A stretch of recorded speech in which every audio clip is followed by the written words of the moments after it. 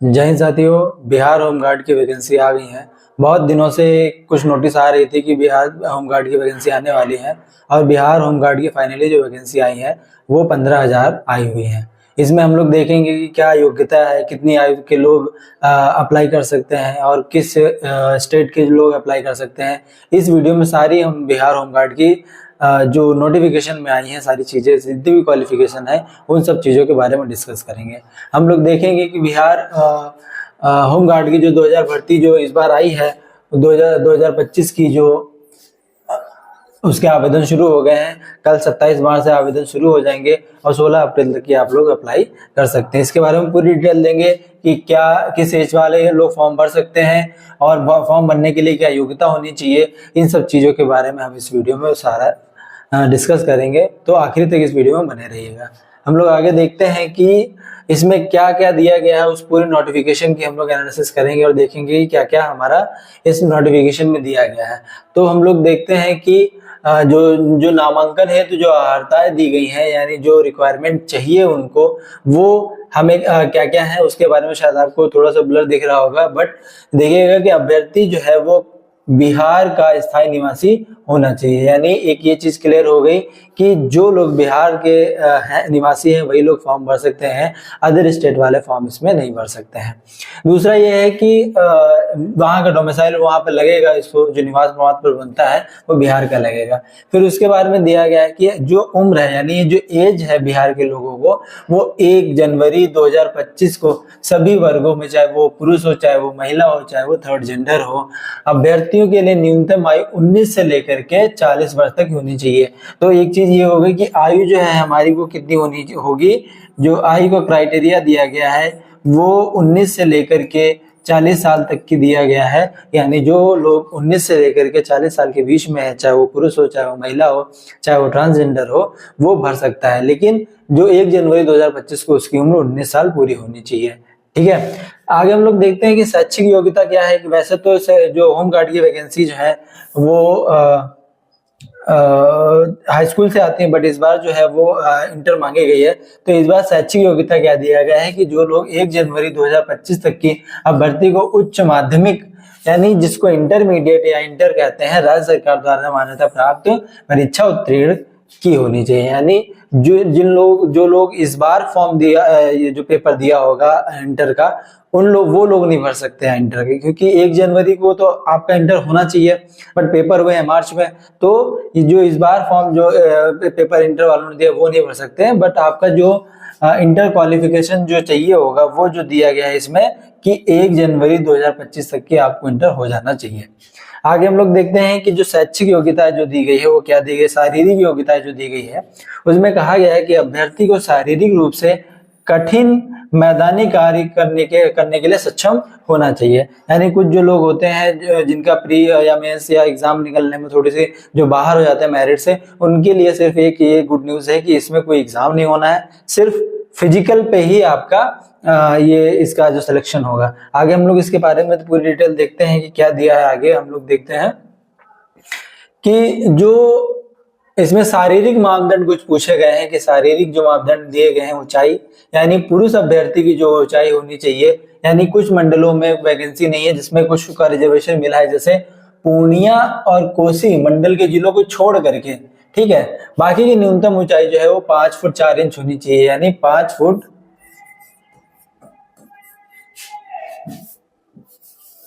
5 foot और जो है वो 4 इंच होनी चाहिए, ठीक है।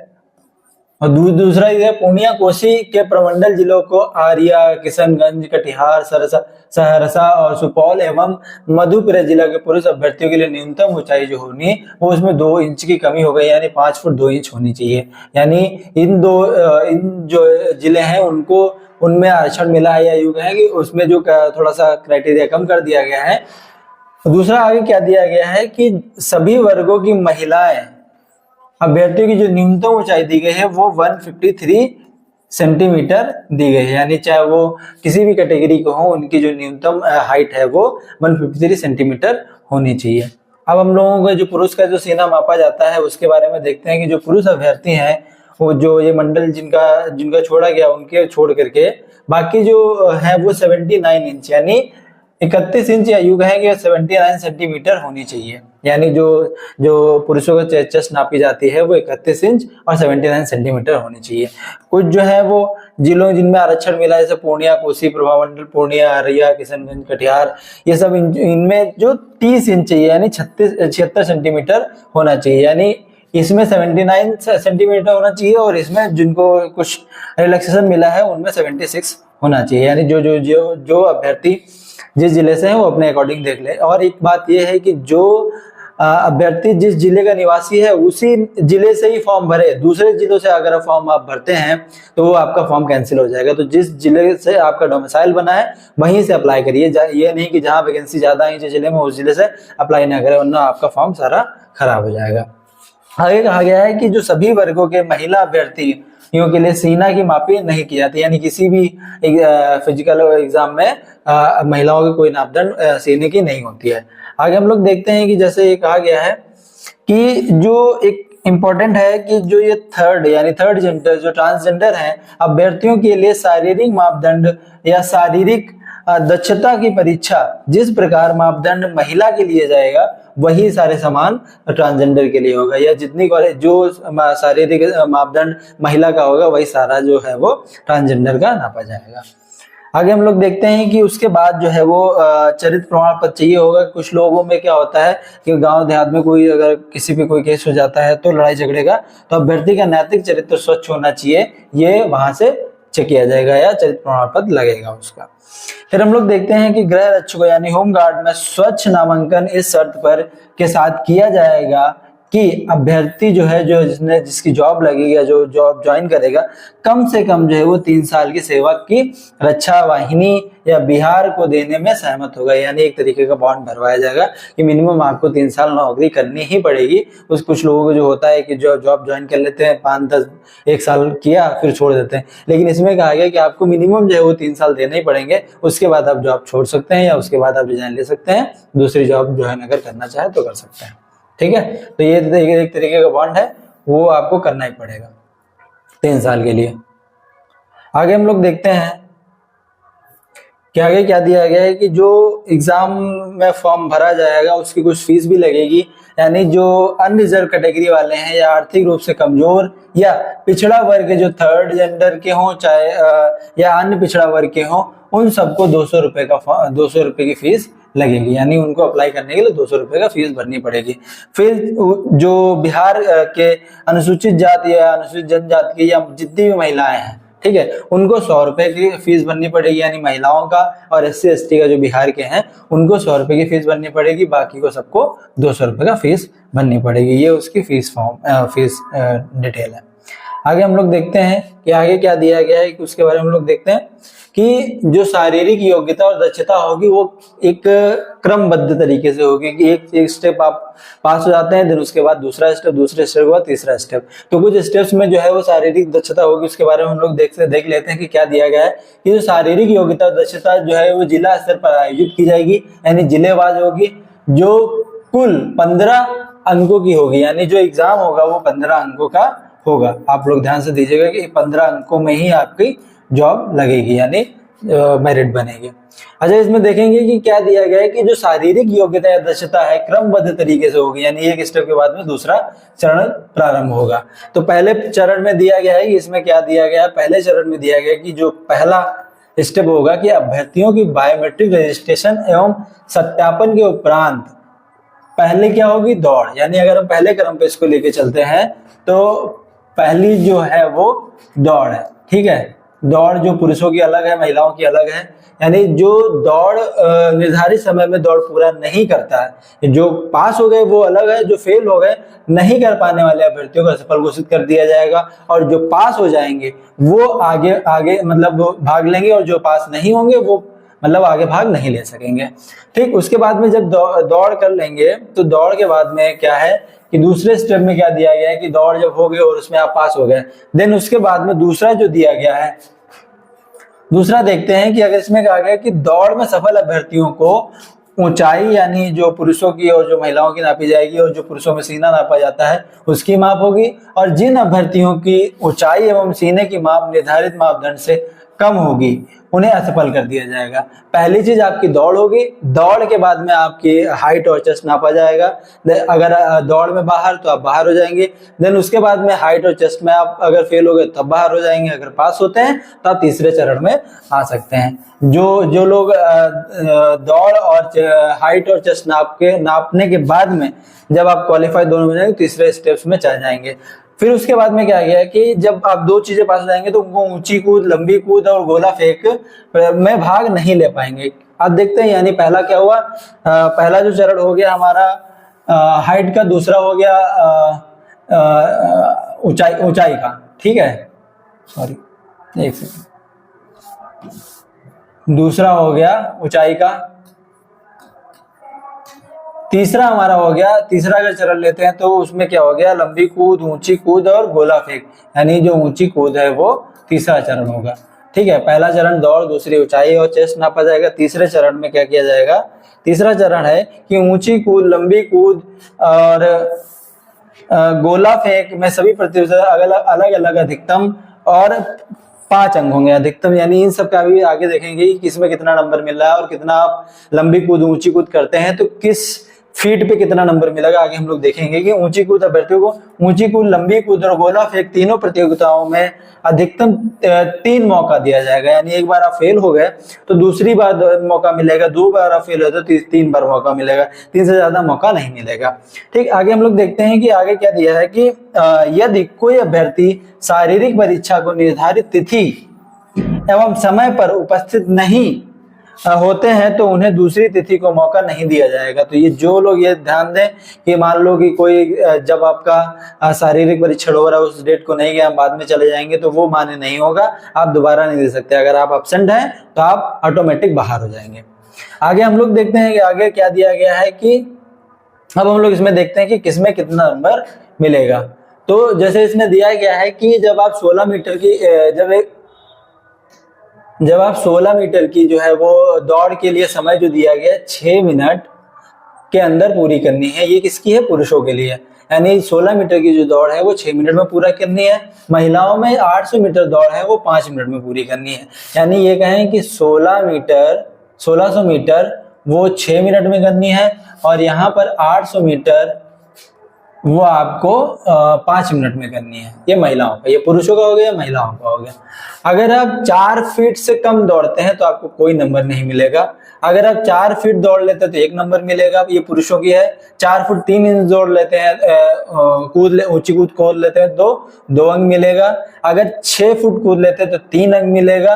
अगर 9 फीट अगर कूद लेते हैं तो आपको 4 अंक मिलेगा। अगर 4 फीट 6 इंच जो है वो अगर आप कूद लेते हैं तो 3 अंक मिलेगा और 4 फुट 9 इंच पे आपको 4 अंक। अगर आप 5 फुट पूरा कूद लेते हैं तो पूरे के पूरे आपको 5 अंक मिलेंगे। ये पुरुषों को हो गया। 4 फीट पे 1 नंबर, 4 फुट 3 पे 2 नंबर, 4 फुट 6 इंच पे 3 नंबर, 4 फुट 9 इंच पे 4 नंबर और 5 फुट पूरा कूदेंगे तो 5 नंबर मिलेगा। महिलाओं का देखते हैं कि अगर 3 फीट से कम कूदा तो आपको कोई नंबर नहीं मिलेगा और अगर 3 फीट कूदते हैं तो 1 नंबर, 3 फुट 3 इंच पे 2 नंबर और 3 फुट 3 इंच पे 3 नंबर और 3 फुट 9 इंच पे आपको 4 नंबर मिलेगा। अगर आप 4 फीट कूद लेते हैं पूरा तो आपको 5 अंक मिलेगा। ठीक है, यहाँ पे 4 फुट महिलाओं के लिए हो गया 5 अंक, यहाँ 5 फुट पुरुषों के लिए हो गया 5 नंबर। आगे हम लोग देखते हैं कि आगे क्या दिया है कि ये तो हो गई ऊंची कूद। ठीक, उसके बाद में हो गया लंबी कूद। आप अगर कितना लंबा कूद जाते हैं तो उस पे अंक दिए गए हैं। ये 5, 5, 10, 5, 15, इन्हीं पे ही आपकी मेरिट बननी है।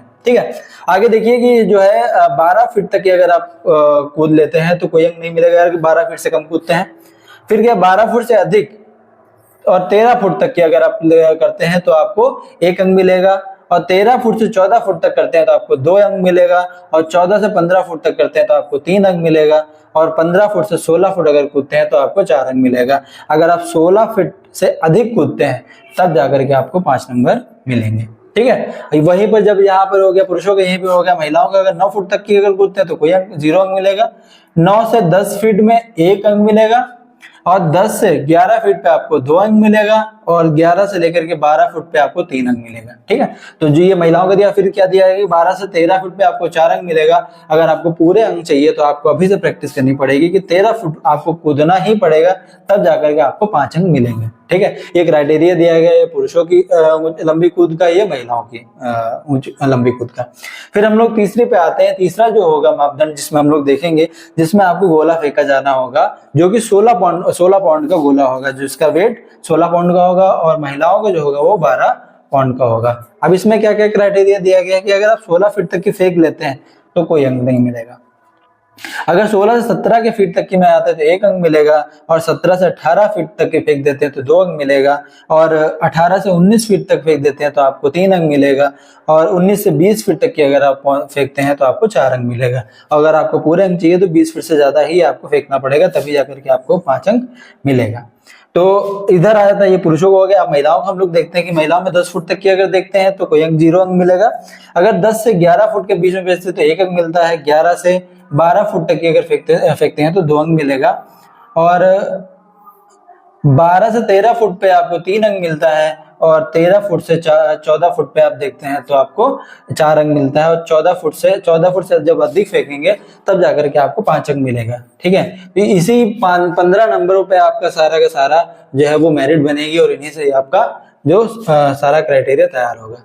आगे हम लोग देखते हैं कि जो एग्जाम कब तक भर सकते हैं, या एग्जाम में और कोई क्या क्या चीजें हैं, वो सब सारी चीजें देखते हैं। कि जैसे कहा गया है कि इसका मेडिकल भी होगा, आपका कोई मतलब जैसे कहते हैं ना कि कलर ब्लाइंडनेस, श्रवण शक्ति, सुनने में कोई प्रॉब्लम होती है, फ्लैट फुट जो होता है, नॉकिंग नहीं होता है, और अकड़ाहट जो होती है, वो सारी चीजें आंख की जो चेक की जाएगी, शारीरिक मापदंड जो है वो सारा चेक किया जाएगा, उसका सर्टिफिकेट लगेगा आपको। वो भी जिला जो ये होगा वो अपना अपील जो है जिला अधिकारी अथवा उनके द्वारा अधिकृत कर सकता है। अगर किसी को अगर कोई प्रॉब्लम होती है, वो आपको मेडिकल से बाहर होता है तो आप अपील कर सकते हो, देन उसके बाद आपका मेडिकल दोबारा हो सकता है। ठीक है, फिर जब आप ये सारी चीजें हो जाएंगी, देन उसके बाद में आप एक मेरिट लिस्ट लगाई जाएगी, वहीं से डिसाइड होगा कि आपको कितने नंबर मिले हैं। ये जो मेरिट लिस्ट होगी वो ऊंची कूद, लंबी कूद तथा गोला फेंक के अभ्यर्थियों द्वारा प्राप्त समेकित कुल अंकों के आधार पर जिला स्तरीय मेधा सूची को तैयार किया जाएगा, जिसमें अभ्यर्थियों को की कोटि का उल्लेख किया जाएगा, और प्रत्येक जिले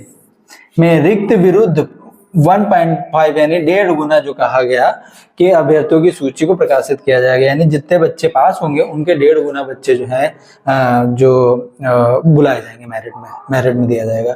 फिर क्या दिया गया है कि अभ्यर्थियों को मेगा सूची प्रकाशित की जाएगी। फिर मेगा सूची तैयार करने हैं तो निम्न प्रावधान का पालन किया जाएगा जब मेरिट लिस्ट बनेगी। पहला क्या है कि शारीरिक योग्यता होनी चाहिए, क्या थी, दक्षता, और में 2 या 2 से अधिक अभ्यर्थियों को एक समान अगर अंक मिल रहे हैं प्राप्त करने की दशा में, जब दो अभ्यर्थियों के अगर समान नंबर हैं या बराबर नंबर हैं, तो अधिक उम्र वाले अभ्यर्थी का स्थान मेगा सूची में उच्चतर किया जाएगा। यानी 2 स्टूडेंट जिनके अगर मान लो कि 10 में से 12 नंबर 2 स्टूडेंट हैं, तो जिस स्टूडेंट की एज ज्यादा होगी उसको उच्चतर यानी उसकी जो ऊपर माना जाएगा, जिसकी एज कम होगी उसकी रैंक कम मानी जाएगी। तो ये आप ये चीज ध्यान रखिएगा, ये चीज ऑब्जेक्शन बन सकता है, तो आगे आप ये चीज ध्यान रखिएगा कि ये चीज पहले ही दे दिया गया है। ठीक है, हम लोग देखते हैं कि जब ये फॉर्म कब तक भर सकते हैं, तो हम लोगों को ये दिया गया है कि जो ऑनलाइन आवेदन है।